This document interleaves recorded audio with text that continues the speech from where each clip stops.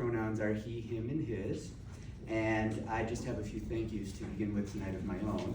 Starting with the staff here at San Francisco Public Library. Christina Mitra, thank you for that lovely introduction. Kevin Darling, who has been an amazing collaborator in organizing this event. Chris McCullough, our media services technician. Christina Moretta from the archives. And I cannot say enough about Tim Wilson, who has been with me on this journey since the first time I emailed to inquire about coming out here to dive into Randy's papers, and who accommodated every request I made along the way, sometimes going above and beyond. I know that there are a number of other collections that I have done work in. I also want to acknowledge the GLBT Historical Society, specifically Daniel Bao, who has been encouraging from the get-go, and I think was the person who encouraged me to reach out to Randy Alfred when I first started my research.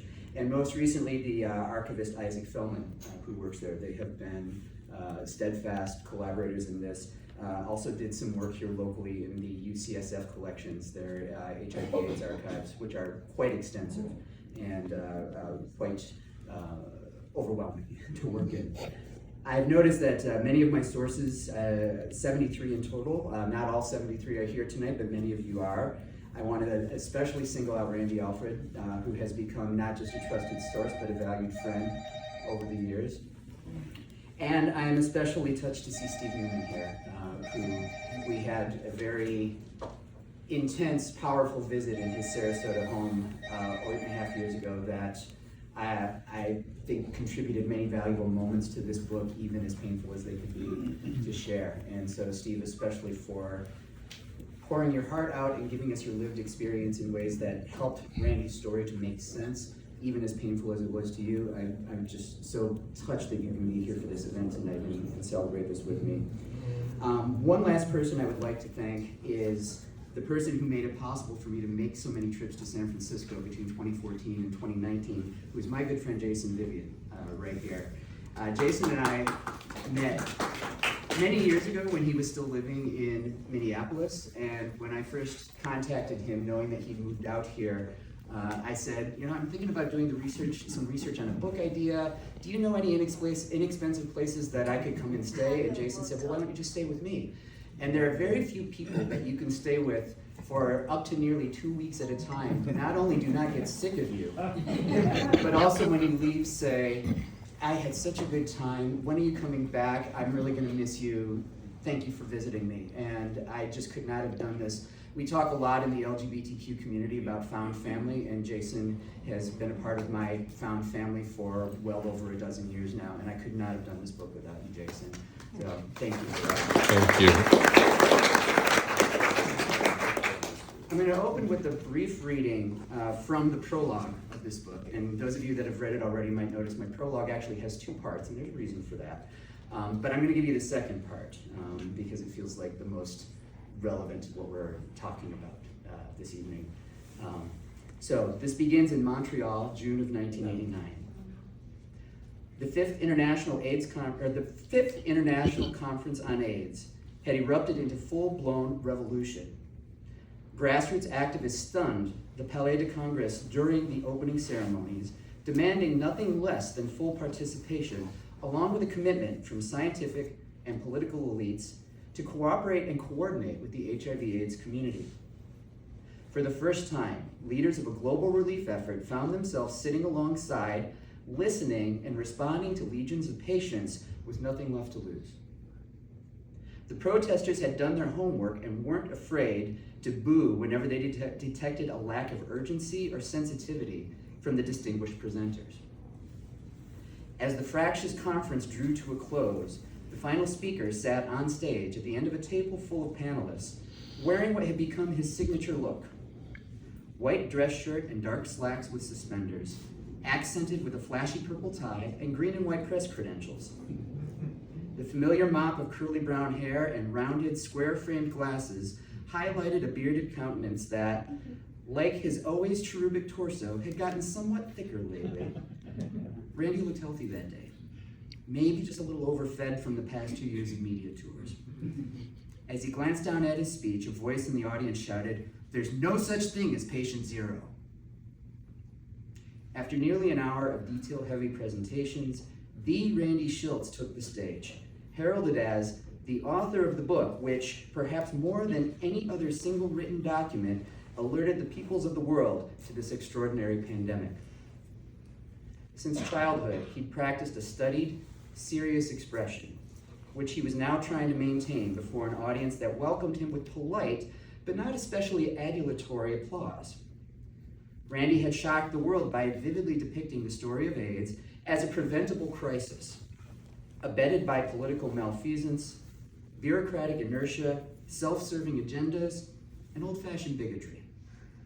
It had taken him a lifetime to reach this milestone, but the urgency of his message now mattered more than the recognition he received.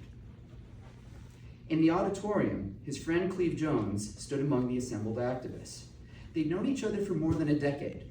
The Harvey Milk protege dubbed the media queen, and the journalist who'd helped make him famous. Both men understood the power and pitfalls of the spotlight.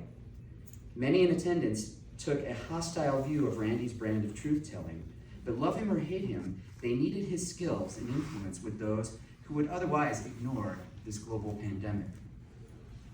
As Randy stood before the angry, beleaguered assembly, he feared that time might come when he would desperately need them too.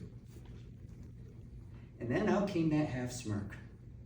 I can officially announce that you have seen the last slide of the 5th International AIDS Conference, he began. Newspaper reporters don't have slides. It was a safe one-liner to open with, eliciting laughter and light applause. But then Randy continued to ad-lib. People ask, can I get AIDS from a mosquito, he riffed? Of course you can get AIDS from a mosquito. If you have unprotected anal intercourse with an infected mosquito that's not wearing a condom, you'll probably get AIDS. Otherwise, you'll probably fine. The longer he joked, the quieter the laughter became, while his detractors' jeers grew louder. But Randy wasn't backing down, launching into a digression on the urban legend of gay San Francisco waiters ejaculating into salad dressing. In the dark lecture hall, Cleve grimaced. Poor timing, wrong crowd. From somewhere in the hall, he heard someone shout, "Randy Shilts, you are such an asshole."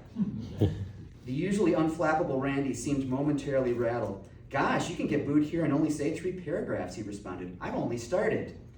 "Get the hook or the gong," someone jeered. "He's a whore," yelled another. Squaring his shoulders, Randy gazed past the spotlight and continued. "As a journalist," he began, "my general mandate is to report the news and to try to define that nebulous commodity known as the truth. Sometimes getting at the truth means focusing on failures as well as successes, because within the failures of any group of people are the clues to the mistakes of tomorrow, mistakes you want to avoid. And there are mistakes we want to avoid as we leave here today for the next year of the battle against AIDS." The hecklers grew quiet. As Randy's tone became serious, so did his facial expression and body language. Leaning into the speech, he draped his arms over the wooden lectern, clasping it with both hands. The half smirk was replaced by a slight scowl, as he gestured with clenched fists, describing how he imagined writing a headline someday that would be both his dream and his nightmare. The dream, Randy noted, was of a day when he would report a momentous breakthrough in HIV/AIDS treatment. "I'll be at the press conference with a lot of you," he predicted. "And at that press conference, eminent scientists will unveil the armamentarium of treatments that will make HIV into a manageable chronic infection." But, Randy asked, will that day come too late? How many sufferers would needlessly die in the meantime? If the world had to wait until 1996, he warned, one of the most momentous days in science will come and it will be utterly irrelevant. He spoke both as the world's most famous AIDS journalist and a helpless witness to the deaths of many friends and loved ones.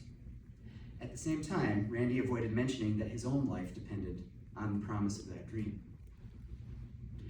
He hadn't finished sparring with the crowd, and they certainly weren't done with him. Randy earned loud cheers for crediting the activist coalition that had won substantial, long-awaited AIDS research funding. Again, they applauded for his declaration that it wasn't good enough to say science moves slowly when the world urgently needed a solution. And then there was louder, longer applause when he told pharmaceutical and political leaders they needed to do more to hold themselves accountable. The friendly tides began to shift, however, when Randy addressed the activists in the hall. In his estimation, there was plenty of criticism to go around, and he'd never been content to dish it out to just one side. With half of the room applauding and the other half booing, he insisted that acts of anger, only for the sake of anger, wouldn't produce results.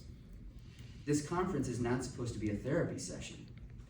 Referring to a Barbados official who in her speech elicited boos and hisses for using the word victims, he added, "Believe it or not, in the third world, there are greater concerns around AIDS than the semantic niceties imposed by the politically correct jargon of North American activists." Randy's detractors and supporters now rivaled each other's volume.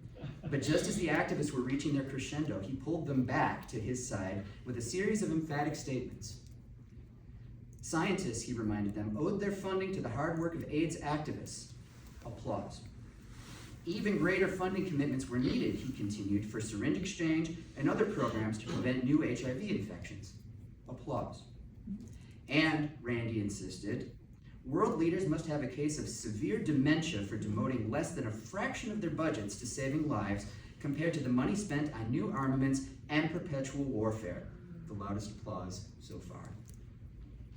Remember, you are all part of history in this struggle, Randy added, and historians will note how well you take up the challenge of urgency.